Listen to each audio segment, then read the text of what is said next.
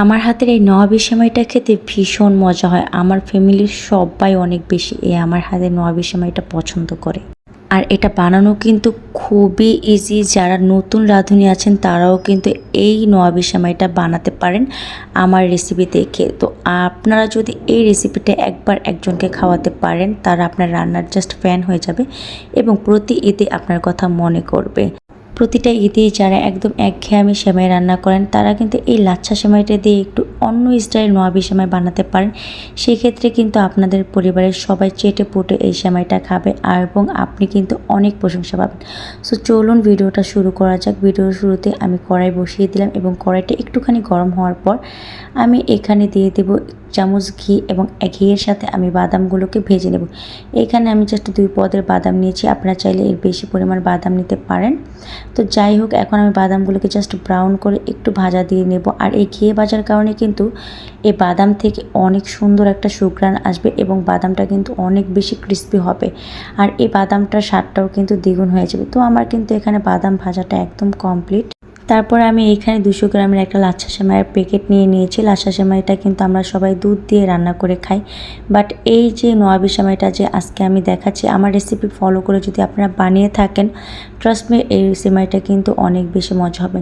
তো প্রথমে ঘিয়ের মধ্যে আমি লাচ্ছা সেমাইটাকে খুব সুন্দর করে ভেজে নেব গুঁড়া দুধ এবং চিনি দিয়ে। অবশ্যই এই দুটো উপকরণ আপনাকে দিতেই হবে। তো আমার এখানে ভাজাগুলো কিন্তু কমপ্লিট। তো আমি যেহেতু এই পাত্রটাতে সেমাই বসাবো বা সেমাই বানাবো, তো শুরুতেই আমি এই পাত্রটাতে সেমাই অর্ধেকটুকু সেমাই আমি এখানে ঢেলে নিচ্ছি। এখন আমি এটাকে সুন্দর করে চারিদিকে ছড়িয়ে দিচ্ছি, যাতে আমি যখন এই দুধটা বলক আনাবো বা দেবো তার মধ্যে, তখন কিন্তু এই দুধটা যাতে চারিদিকে যায়। সো যাই হোক, এখন আমি আরেকটা চুলার ভিতরে দেখলেই পারলেন যে আমি খুব সুন্দর করে একটা পাতিলা বসিয়ে দিয়েছি। এরপর এর মধ্যে আমি দুধ দিয়ে দিলাম কনডেন্স মিল্ক, দিয়ে দিলাম 2 চামচের মতো কর্নফ্লাওয়ার এবং দিয়ে দেবো 1 প্যাকেট গুঁড়ো দুধ। এইটার মধ্যে কিন্তু আহামরি যে অনেক বেশি উপকরণ লাগে তেমনও কিন্তু না। আপনাদের হাতের কাছে ঘরের মধ্যে যেসব উপকরণ থাকে সেই সব উপকরণ দিয়ে কিন্তু বানিয়ে ফেলতে পারেন এই মজাদার নওয়াবি সেমাইটি। আর এই সেমাইটা এত বেশি মজা হয়, আর এই সময়টা কিন্তু নষ্ট হওয়ারও কোনো চান্স নেই। অনেকে ভয় পেতে পারেন যে সেমাইটা নষ্ট হয়ে যাবে, ট্রাস্ট মি তেমন কিছু হয় না।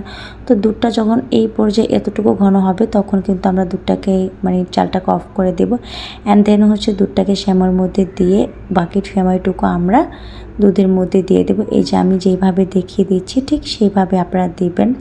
তো মিষ্টির পরিমাণটা যে যেমন খান সে তেমনভাবে দিতে পারেন, এটা কোনো প্রবলেম না। আমরা যেহেতু মিষ্টিটা মোটামুটি বেশি খাই, সেজন্য আমি মিষ্টিটাকে একটু বাড়িয়ে দিয়েছি। আর মিষ্টি জিনিস একটু মিষ্টি না হলে কিন্তু ভালো লাগে না।